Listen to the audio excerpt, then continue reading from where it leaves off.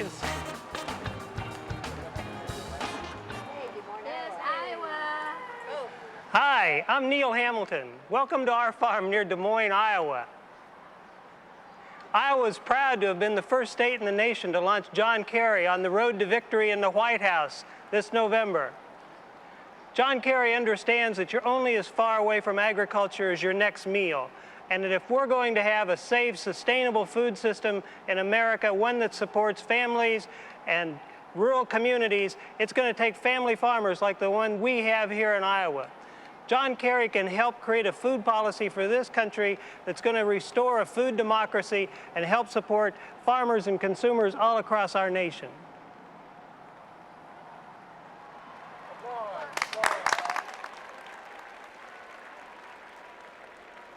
Let us welcome, from the great state of Illinois, Senator Carol Moseley-Braun.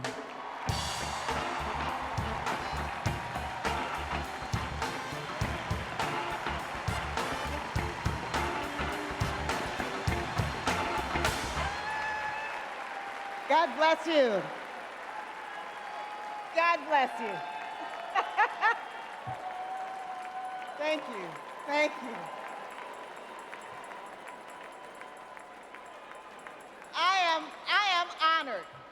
I am honored to have this chance to say thank you to all of you, the delegates to the 44th Democratic Convention. Thank you for your activism.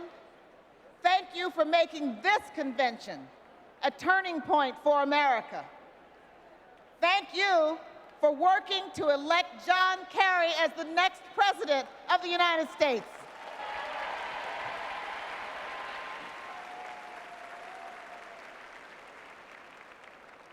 I come to you as the granddaughter of Edna and Thomas Davie. Thomas Davie was a patriot who served his country in World War I and who was prepared to make the ultimate sacrifice for America. He did not have the right to vote. In fact, he had no rights. But his patriotism survived the hard rock of segregation because he believed that his sacrifice would help make things better for the next generation, and that the future he sought to create would be better than the past he could not change. He fought to give us freedom from fear and want. He fought to secure for us the freedom of faith and expression and speech that are the light of our world. He fought for an America that did not yet exist, but that he believed was possible. And he was right. I stand here today as a beneficiary of his sacrifice and of the sacrifices of generations of patriots who dreamed of making the way better for me and for you than it was for them. I've served my country as an assistant U.S. attorney, as a state legislator, as a county executive, as a United States senator, and as a United States ambassador.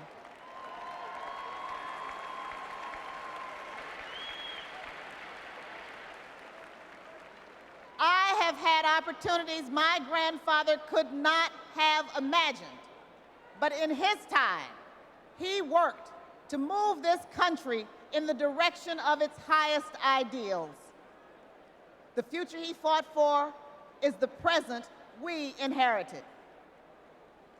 It is now our time and our turn to create a future we will be proud to leave to the next generation of Americans.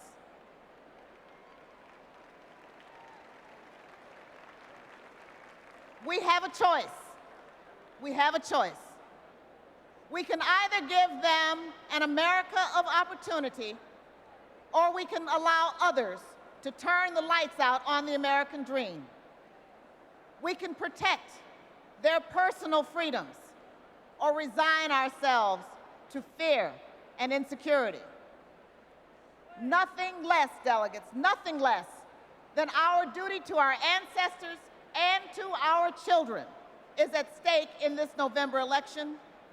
And nothing is more stark than the contrast between the potential of John Kerry and the track record of this current administration.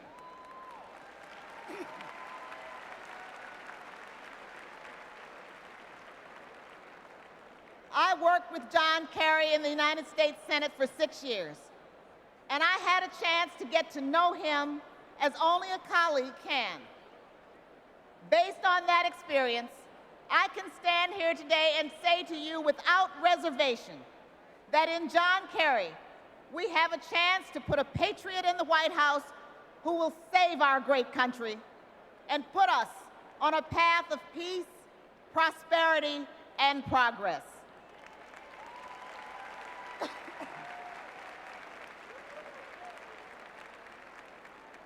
We have the opportunity to give our great country a great president. Now, I did not know John Kerry as a decorated hero who served 2 tours of duty in Vietnam, but when I put myself forward as a candidate for your nomination, I met some of the men who had served with him, including a member of my own Illinois delegation, by the way. Those Vietnam veterans, black and white and brown, hold a special place in my heart, and I'm sure in yours too.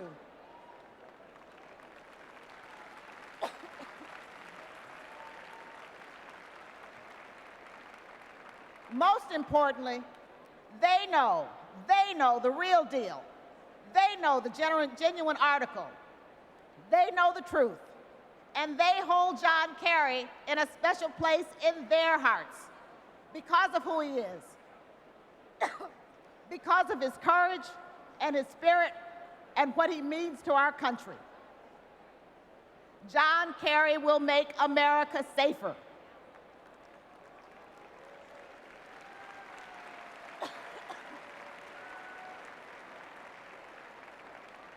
And he will give us a strong and sensible foreign policy. He will restore America's honor and regard in the world by respecting the aspirations of the world's people and by working with others to address the global issues of health and human rights, the environment and education and trade. He will make job creation here at home a priority. And I know he will work for pay equity and fair representation for women and for the Equal Rights Amendment.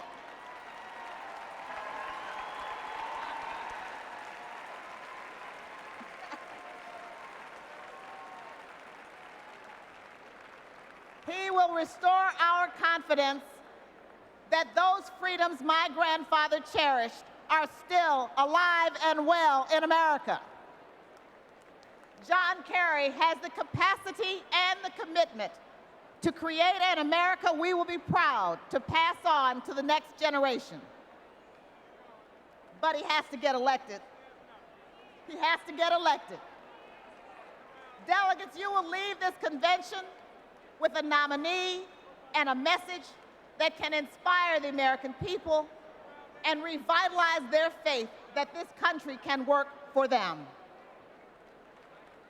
You can assure them that Democrats will reward the hard work of millions of everyday people by restoring the greatest values of the greatest country in the world. You can give our country better leadership than we have today.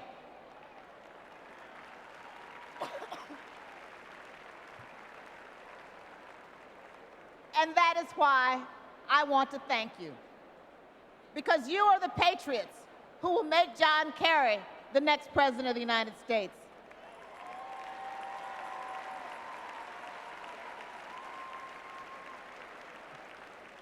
You are the patriots who will keep faith with the sacrifice that my grandfather and all our ancestors made last century, and that is being made even today by young men and women who are in harm's way in what is still a dangerous world. You are the patriots who will inspire every voter to go to the polls and then make sure every vote gets counted.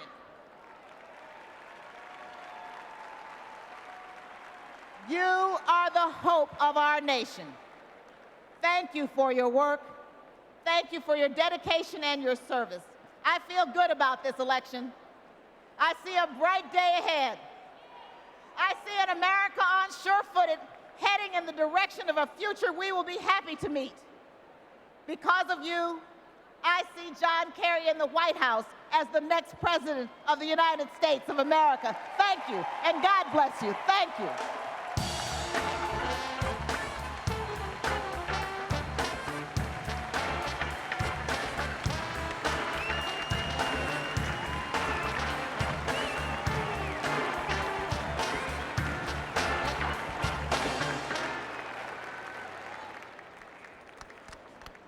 Ladies and gentlemen, the man who energized our party, Vermont's own Governor Howard Dean.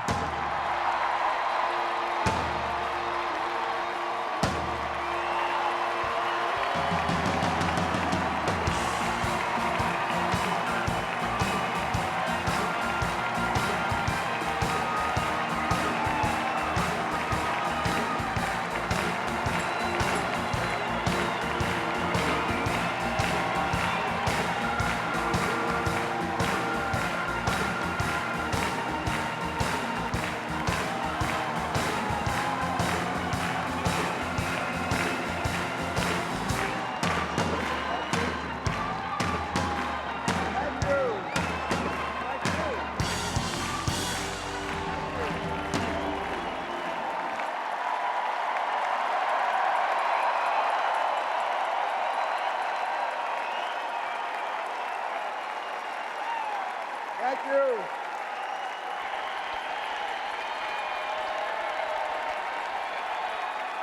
Thank you.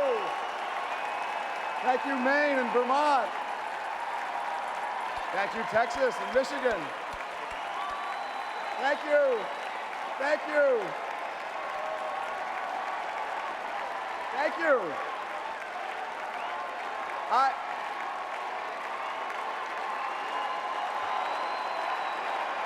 Thank you.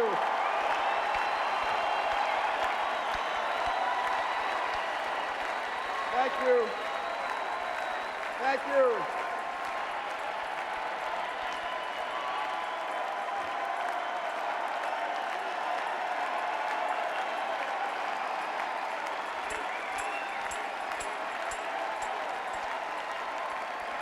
Thank you. My Lord.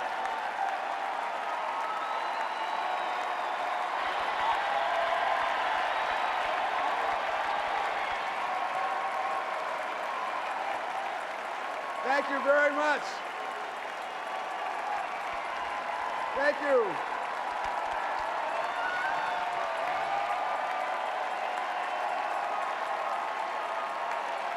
I like that one a lot.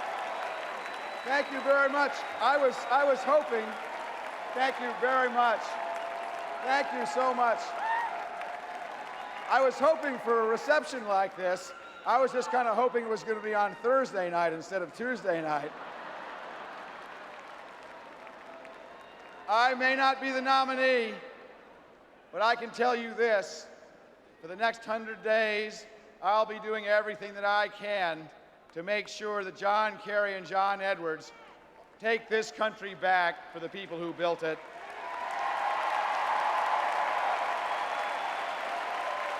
Because tonight, we are all here to represent the Democratic wing of the Democratic Party.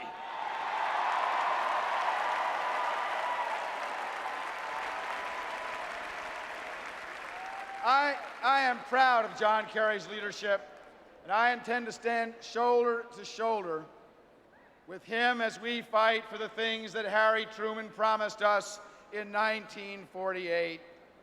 Health insurance for every single American.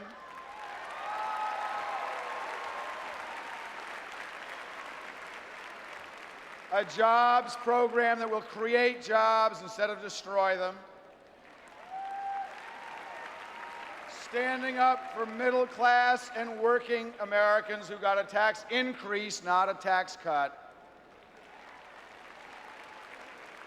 And standing up for a foreign policy that relies on the President of the United States telling the truth to the American people before we send our brave soldiers to fight in a foreign war.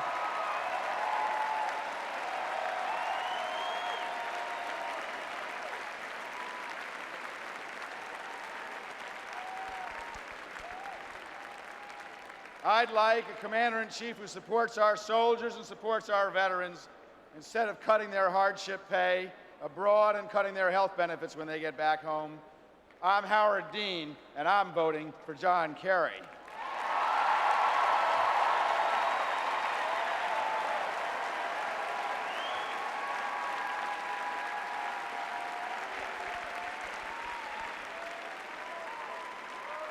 I'm voting for John Kerry and John Edwards because I'm tired of seeing hard-working Americans struggling with jobs that pay less than they did 4 years ago. I'm voting for John Kerry and John Edwards because I want a president and vice president as good and as strong as the American people.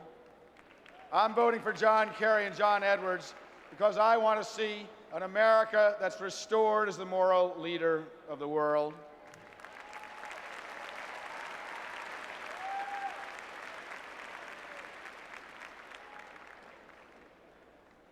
America's greatness rests on far more than the power of our arms. Our greatness is also measured by our goodness. It's in the capacity of our minds, of our hearts, and it's in the strength of our democracy.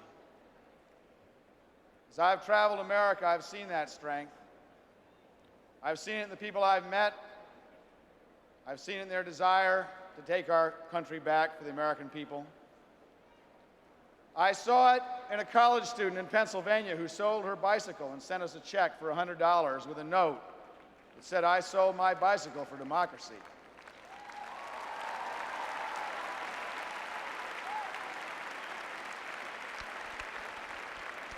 I saw it in a woman from Iowa who handed me $50, all in quarters. She saved it from her monthly disability check because she wanted to make America well again. I saw it in a 19-year-old from Alabama who had never been involved in politics before he got in his car and drove to Vermont because he didn't feel like anybody was listening to him in Washington.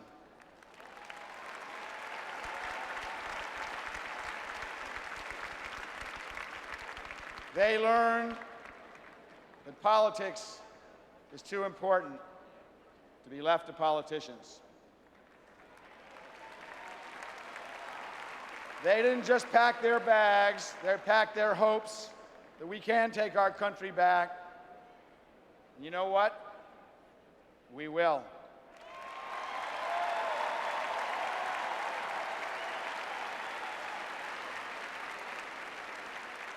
We are not going to be afraid to stand up for what we believe in ever again. We are not going to let those who disagree with us shout us down under a banner of false patriotism.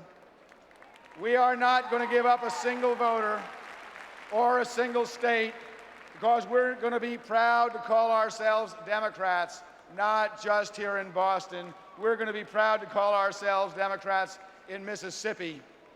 We're going to be proud to call ourselves Democrats in Utah and Idaho. And we are going to be proud to call ourselves Democrats in Texas.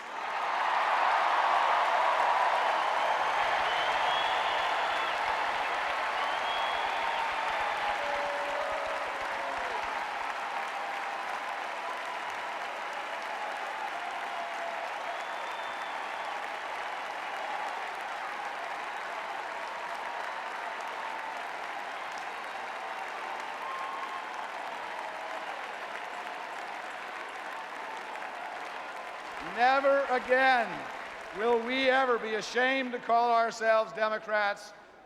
Never, never, never. We're not going to just change presidents in this election. We're going to change this country, and we're going to reclaim the American dream. To everyone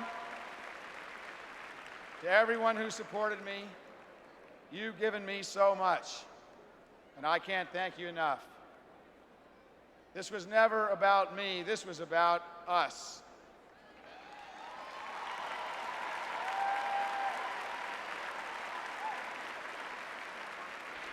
This was about giving new life to our party. This was about giving new energy to our democracy and providing hope again for the greatest nation on the face of the earth. And so, today, even though you've already given so much, I want to ask you to give one more thing. I want you to give America President John Kerry.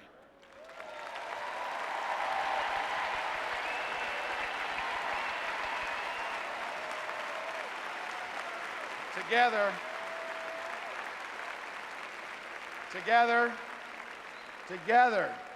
we can take our country back, and only you have the power to make it happen.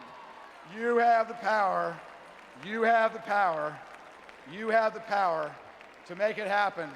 Thank you very much. Thank you very much. Thank you very much. Thank you very much.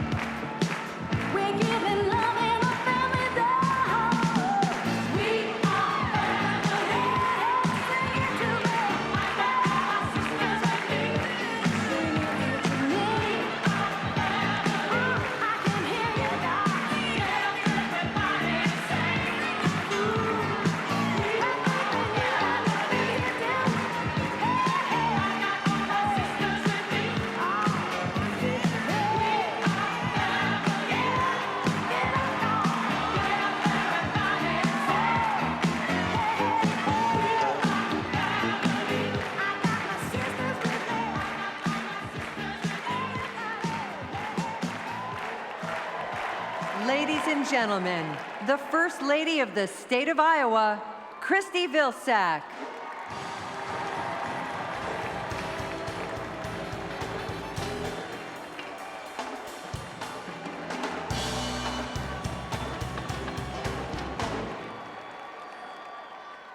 When I was 3 years old, my parents took me to meet Harry Truman. When the president asked to shake my hand, I put my hands behind my back and shook my head no. "If I give you this pen, little girl, would you shake my hand?" he asked. I wanted the pen, so I took a bribe from the President of the United States. The words on the pen say, "I swiped this pen from Harry Truman." My dad swiped it from me and put it in a safe deposit box for 40 years. When my husband was elected the first Democratic governor of Iowa since 1966, I asked my dad if I could have my pen back, and here it is. My father, an Iowa farm boy and small-town lawyer, and my mother, a homemaker and teacher from Missouri, taught me the values that their parents taught them. They were children of the Depression and survivors of a world war. They championed the underdog. They thought government should give people in need a helping hand. They taught us the value of hard work. They preached the value of staying out of debt and saving for a rainy day. When it came to accumulating money, my dad said, "Enough and no more." The trick, he explained, is figuring out how much is enough. They saved so we could go to college. They taught us the value of community by taking us to church, volunteering, and caring for friends and neighbors. We learned stewardship of our land by planting trees as a legacy for the future. These are the values generations of young men and women in the military have fought to preserve in countries around the world. These are the values we look for when we elect public servants at the state and local levels. And these values are the reason I stood for John Kerry in the Iowa caucus in January. And that's why I support him now for President of the United States. John Kerry has seen the devastation caused in small Midwestern towns when their largest employers pack up and send jobs overseas or across the border. With his plan to give companies incentives to create good-paying jobs here at home, John Kerry offers hope to working families because they deserve a president who will stand up to the Enrons and Halliburtons and say, enough, but no more. With his plan to ease the burden of health care costs for working families, to provide the same coverage to working families as for members of Congress, John Kerry gives us hope that someday all our children will have access to quality health care, that the greatest generation will finally have a president who will stand up to the pharmaceutical companies who overcharge and say enough and no more. I have been a teacher for 30 years. Teachers at my middle school are angry that this administration promised to leave no child behind, then pulled the funding to make it happen. They deserve a president who will stand by his promises to America's children. I taught at and now serve on the board of a small Midwestern college. John Kerry's Service for College program gives hope to those seeking a college degree. By serving their communities, they can earn the educations they deserve but can't afford. Yes, John Kerry embodies the values we Iowans treasure. These values didn't just show up overnight in a well-crafted speech. They began at his parents' knees. John was born on an Army base in Colorado. His dad volunteered in World War II. And when John grew up, even though many young people were finding ways to avoid serving in Vietnam, he followed the example set by his dad and enlisted. In a dangerous and complicated world, America's president must lead bravely and wisely by word and deed. John Kerry volunteered for 2 tours of duty in Vietnam. He saved his small band of brothers when they came under enemy fire, and he risked his own life to save the lives of others. Then he came home and helped lead the fight to end that war. In communities across my state, we have sent our sons and daughters off to war. In our hometown, Lanon Bakam, a National Guardsman, the son of Southeast Asian immigrants, was a month from completing his service when he was sent to Afghanistan last week. So far, 14 Iowans, taught to believe in the value of honesty and service to country, have died. When Iowans hear John Kerry speak about his service in Vietnam, we feel safer, knowing that our next president has made life and death decisions under fire. I support John Kerry because I want to feel safe again. All of us want to feel safe. Safe in our communities, safe in our homes, safe at work, and safe as we travel at home and abroad. Tom and I have kept our home on Main Street in small-town Iowa, where we raised our sons. Our friends and neighbors come from all walks of life. Some work long hours at local industries, some work part-time with no insurance at discount stores, and some care for elderly parents and still find time to coach Little League. Some are seniors living on fixed incomes, going without to afford their medicines. Yes, our small towns and rural communities have been hit hard these past 4 years, but we aren't buying the pessimism of those who say this is as good as it gets. We know we can do better. We embrace the hope and optimism of John Kerry and John Edwards, the conviction that we can build a stronger America, and together with your hope we will. And remember, we need enough votes and a little more. Thank you very much.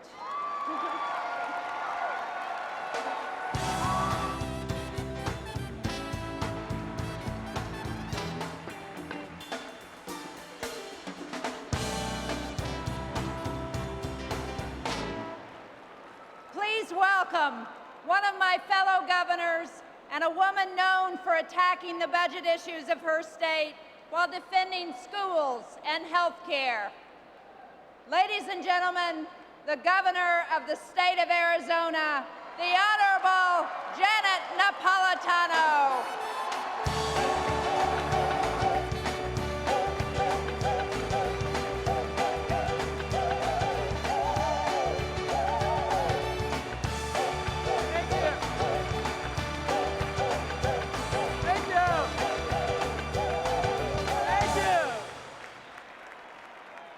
Thank you. Thank you. A leader, a hero, is someone who reaches out a hand when neighbors need help. Someone who has a vision of a better world and brings everyone along. Someone who gives of himself for the good of us all. He's someone who answers the call. He's someone who says, "Send me." From a Navy gunboat in Vietnam to a prosecutor's office in Massachusetts to the floor of the United States Senate, John Kerry has always answered his country's call to serve. And this year, America is calling on him one more time to rebuild the strength of our nation and lift up everyone who's willing to work for the American dream. Today, for millions of our people, that dream is like a mirage in the Arizona desert. It's alluring, but it's not real. John Kerry will bring the American dream back to life for every American who works hard and does what's right. And he'll start by tackling the rising cost of health care for all our people. Hard work used to be the price of admission to the American dream.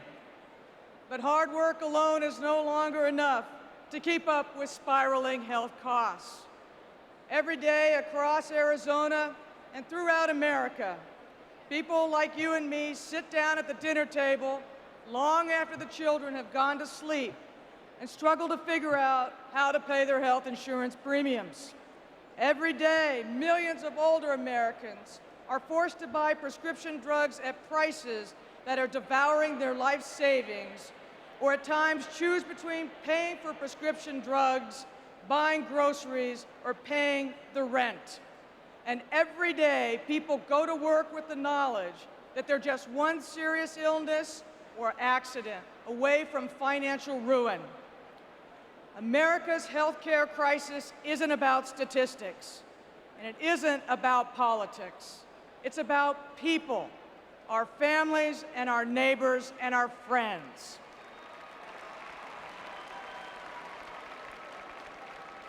And it's time the people got the president and the health care they deserve.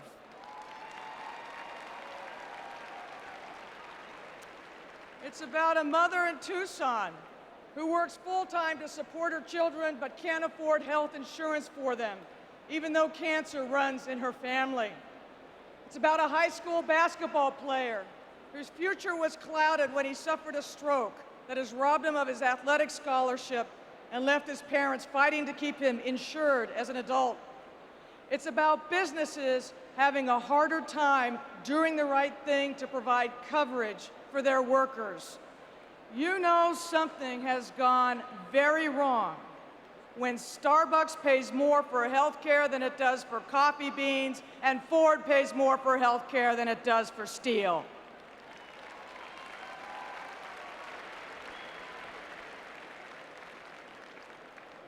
Healthcare costs have exploded over the past 4 years, and Americans have had enough. You know, as I've traveled across Arizona, one thing I've noticed is that a lot of people seem to have quit talking about their health insurance problems. I think it's because it makes their blood pressure rise and they can't afford the medicine to bring it back under control. My friends, we are more than ready to make a change, and John Kerry is ready to make a difference.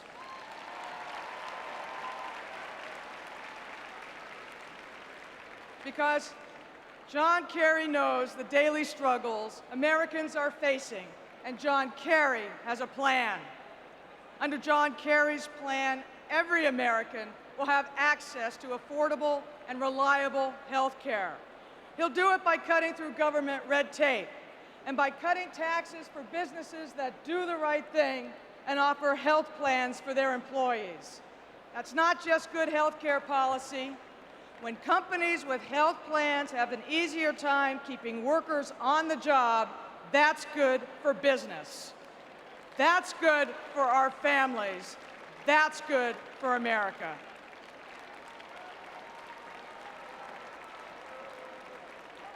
Under John Kerry's plan, every American can get the same high-quality health care that members of Congress have. You and I pay for that health plan. I think it's time we got to be a part of it. And John Kerry will help working families with tax credits so they can afford this care.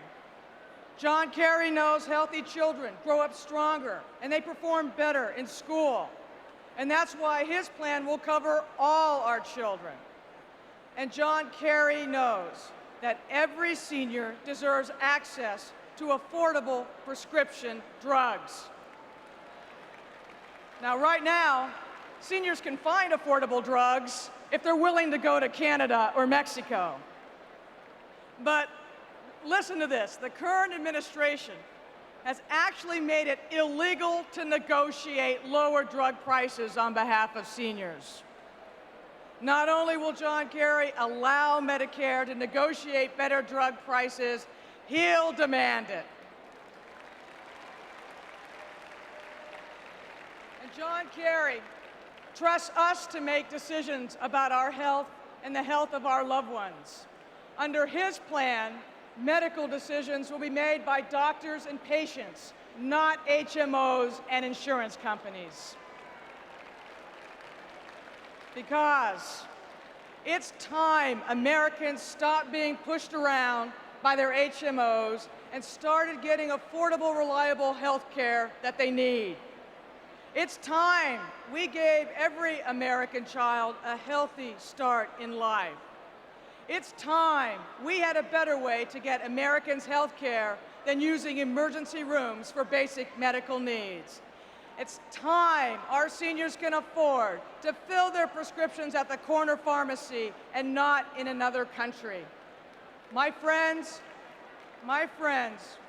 it's time to build a stronger America, to renew the American dream and make health care affordable and available for all of us. This November, it's time to bring a real American hero, a real leader to the White House. It's high time to elect John Kerry, President of the United States.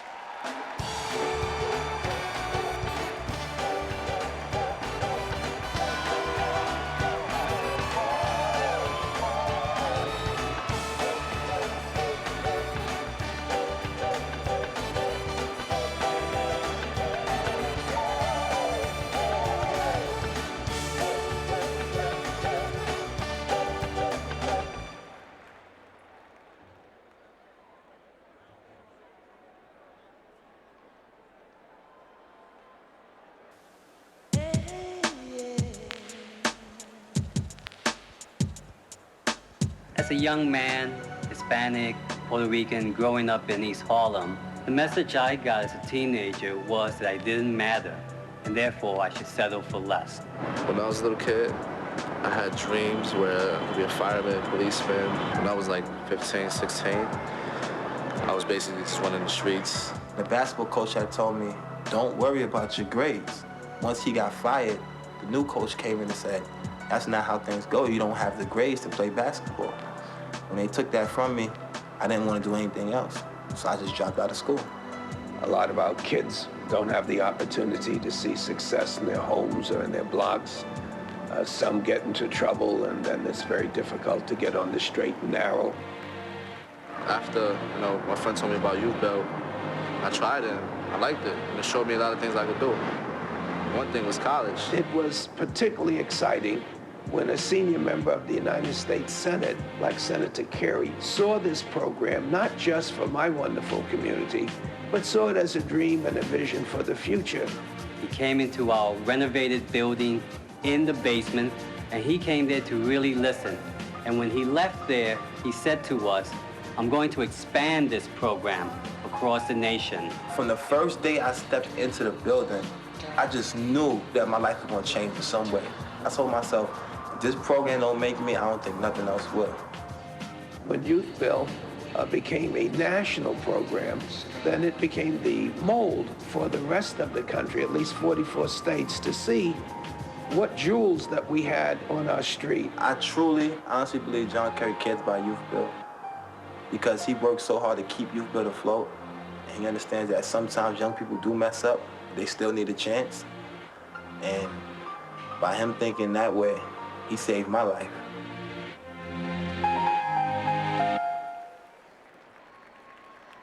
We now welcome to the podium, from the great state of Illinois, Senator Dick Durbin.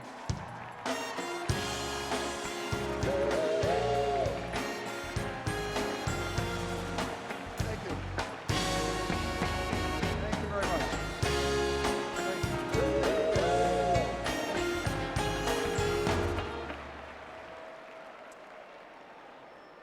Thank you very much.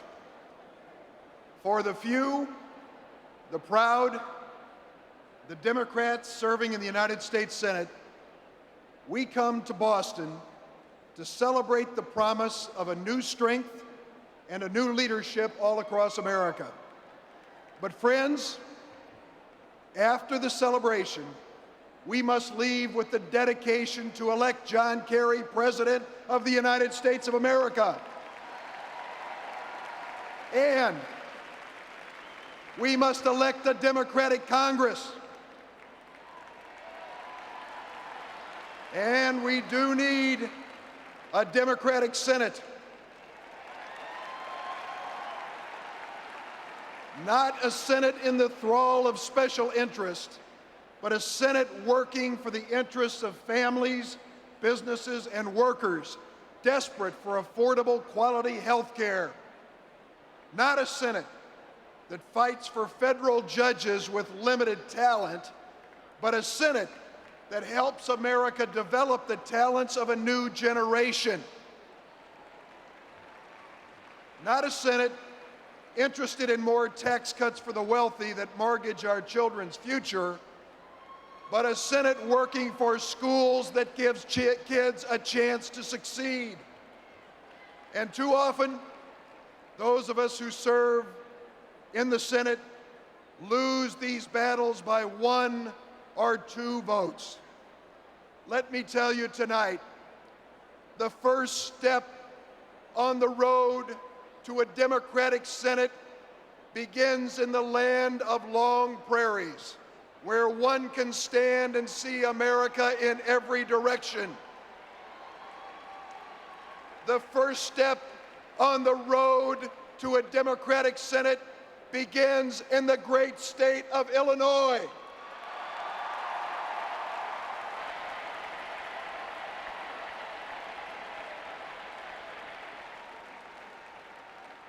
Since our last convention, America and my state of Illinois have lost one of their great political leaders, Senator Paul Simon.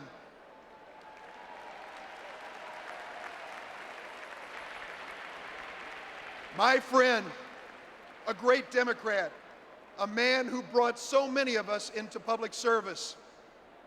But in Illinois, we have a Senate candidate who continues in the great tradition of Paul Simon, a tradition of honesty, a tradition of fairness.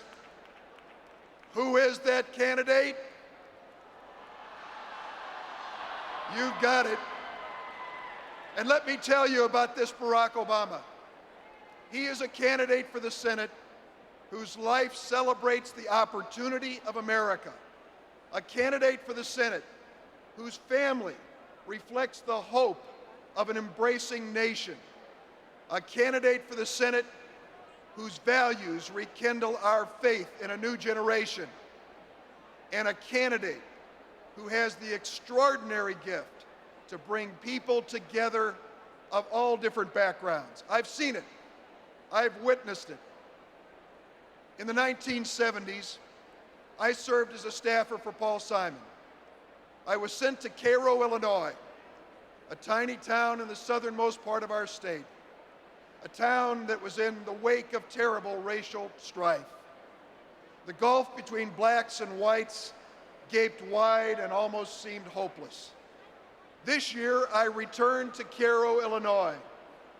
I found what in the 1970s would have been unthinkable, a gathering of hundreds of people, black and white, all wearing campaign buttons for Barack Obama.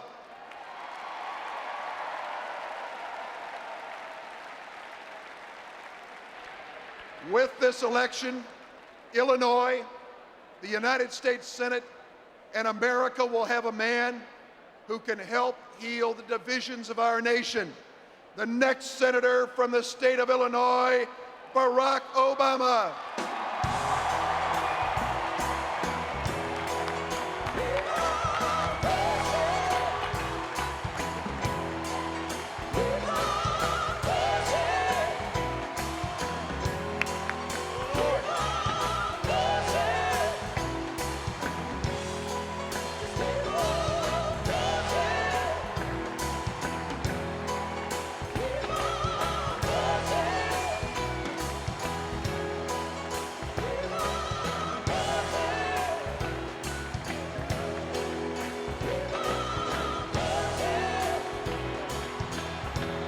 Thank you so much.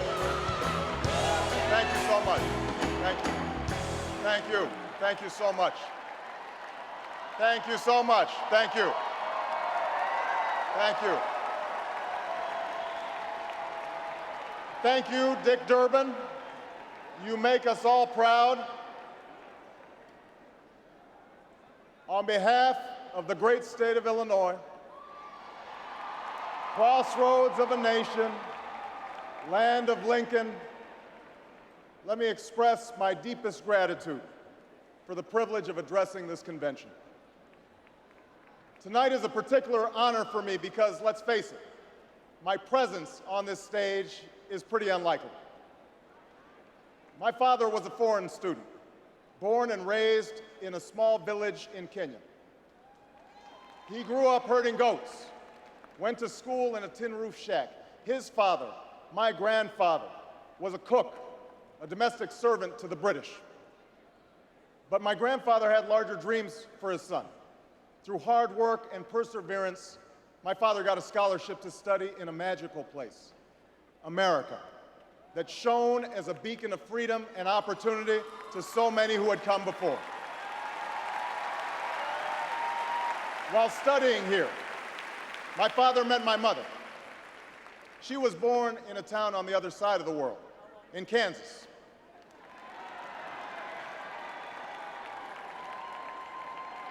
Her father worked on oil rigs and farms through most of the Depression. The day after Pearl Harbor, my grandfather signed up for duty, joined Patton's army, marched across Europe. Back home, my grandmother raised a baby and went to work on a bomber assembly line. After the war, they studied on the GI Bill, bought a house through FHA, and later moved west, all the way to Hawaii in search of opportunity. And they too had big dreams for their daughter. A common dream born of two continents. My parents shared not only an improbable love, they shared an abiding faith in the possibilities of this nation. They would give me an African name, Barack, or Blessed, believing that in a tolerant America, your name is no barrier to success. They imagined me going to the best schools in the land, even though they weren't rich, because in a generous America, you don't have to be rich to achieve your potential. They're both passed away now. And yet I know that on this night, they look down on me with great pride. They stand here, and I stand here today, grateful for the diversity of my heritage, aware that my parents' dreams live on in my two precious daughters. I stand here knowing that my story is part of the larger American story, that I owe a debt to all of those who came before me, and that in no other country on earth is my story even possible.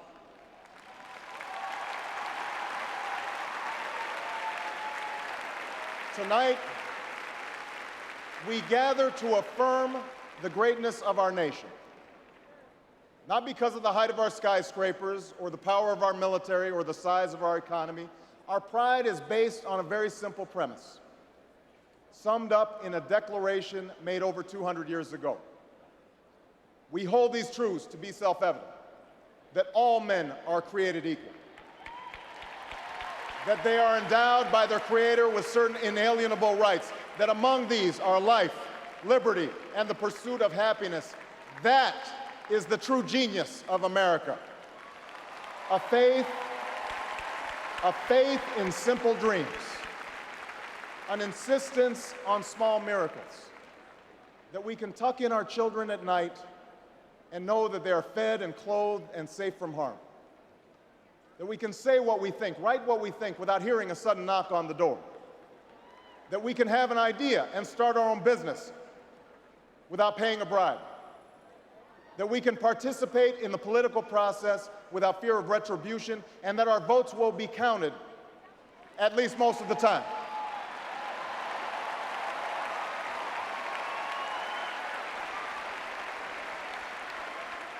This year, in this election, we are called to reaffirm our values and our commitments, to hold them against a hard reality, and see how we're measuring up to the legacy of our forebears and the promise of future generations. And fellow Americans, Democrats, Republicans, Independents, I say to you tonight, we have more work to do. More work to do for the workers I met in Galesburg, Illinois, who are losing their union jobs at the Maytag plant that's moving to Mexico, and now are having to compete with their own children for jobs that pay $7 an hour. More to do for the father that I met who was losing his job and choking back the tears, wondering how he would pay $4,500 a month for the drugs his son needs without the health benefits that he counted on. More to do for the young woman in East St. Louis, and thousands more like her, who has the grades, has the drive, has the will, but doesn't have the money to go to college. Now, don't get me wrong, the people I meet in small towns and big cities, in diners and office parks, they don't expect government to solve all their problems. They know they have to work hard to get ahead, and they want to. Go into the collar counties around Chicago, and people will tell you they don't want their tax money wasted by a welfare agency or by the Pentagon. Go into any inner city neighborhood, and folks will tell you that government alone can't teach our kids to learn. They know that parents have to teach, that children can't achieve unless we raise their expectations and turn off the television sets and eradicate the slander that says a black youth with a book is acting white. They know those things.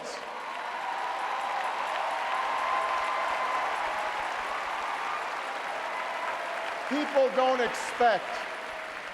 don't expect government to solve all their problems, but they sense deep in their bones that with just a slight change in priorities, we can make sure that every child in America has a decent shot at life, and that the doors of opportunity remain open to all. They know we can do better, and they want that choice.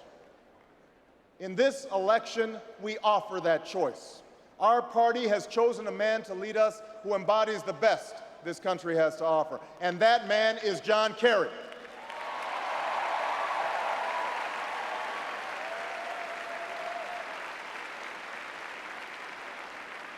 John Kerry understands the ideals of community, faith, and service because they've defined his life. From his heroic service to Vietnam, to his years as a prosecutor and lieutenant governor, through 2 decades in the United States Senate, he's devoted himself to this country. Again and again, we've seen him make tough choices when easier ones were available. His values and his record affirm what is best in us. John Kerry believes in an America where hard work is rewarded So instead of offering tax breaks to companies shipping jobs overseas, he offers them to companies creating jobs here at home. John Kerry believes in an America where all Americans can afford the same health coverage our politicians in Washington have for themselves. John Kerry believes in energy independence, so we aren't held hostage to the profits of oil companies or the sabotage of foreign oil fields. John Kerry believes in the constitutional freedoms that have made our country the envy of the world, and he will never sacrifice our basic liberties, nor use faith as a wedge to divide us.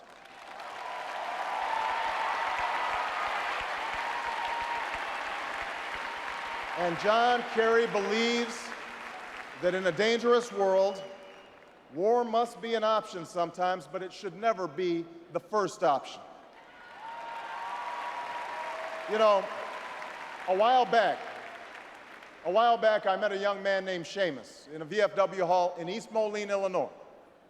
He was a good-looking kid, 6'2", 6'3", clear-eyed with an easy smile. He told me he joined the Marines and was heading to Iraq the following week.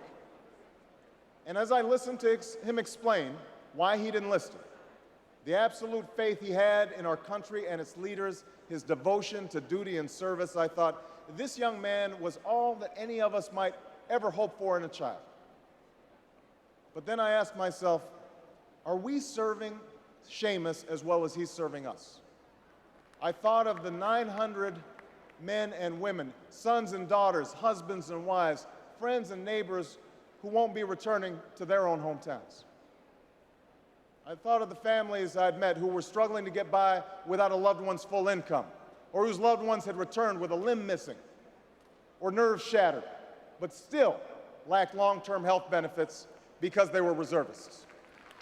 When we send our young men and women into harm's way, we have a solemn obligation not to fudge the numbers or shade the truth about why they're going, to care for their families while they're gone, to tend to the soldiers upon their return, and to never, ever go to war without enough troops to win the war, secure the peace, and earn the respect of the world.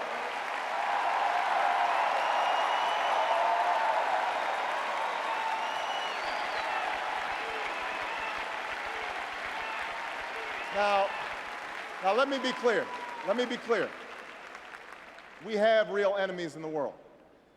These enemies must be found, they must be pursued, and they must be defeated. John Kerry knows this. And just as Lieutenant Kerry did not hesitate to risk his life to protect the men who served with him in Vietnam, President Kerry will not hesitate one moment to use our military might to keep America safe and secure. John Kerry believes in America, and he knows that it's not enough for just some of us to prosper. For alongside our famous individualism, there's another ingredient in the American saga, a belief that we're all connected as one people. If there is a child on the south side of Chicago who can't read, that matters to me even if it's not my child. If there's a senior citizen somewhere who can't pay for their prescription drugs and having to choose between medicine and the rent, that makes my life poor even if it's not my grandparent. If there's an Arab American family being rounded up without benefit of an attorney or due process, that threatens my civil liberties.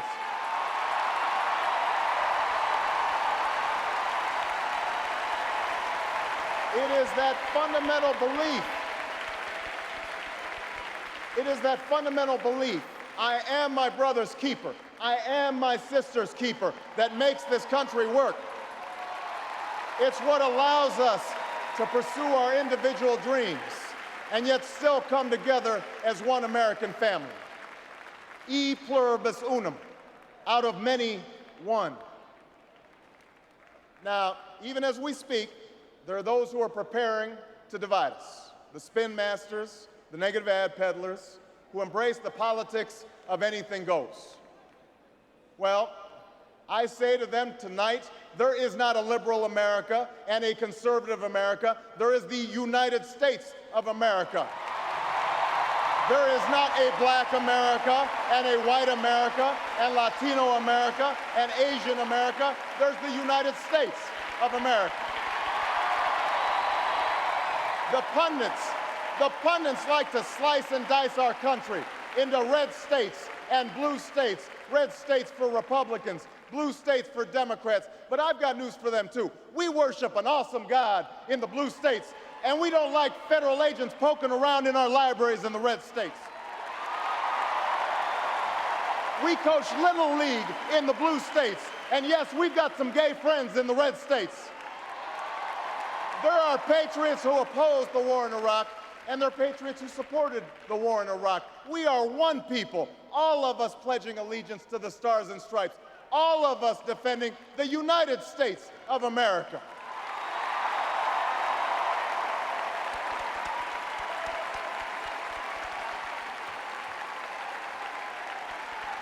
In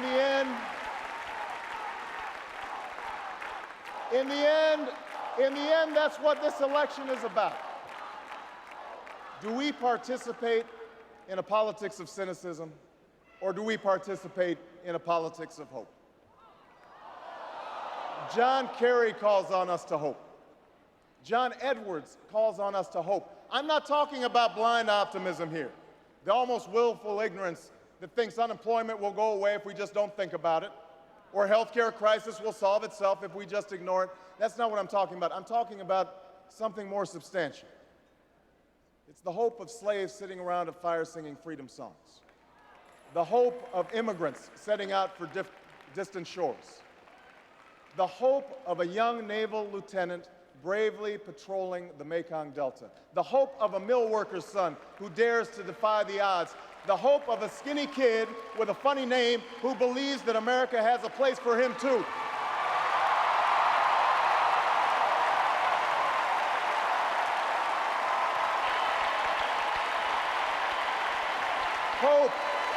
Hope in the face of difficulty.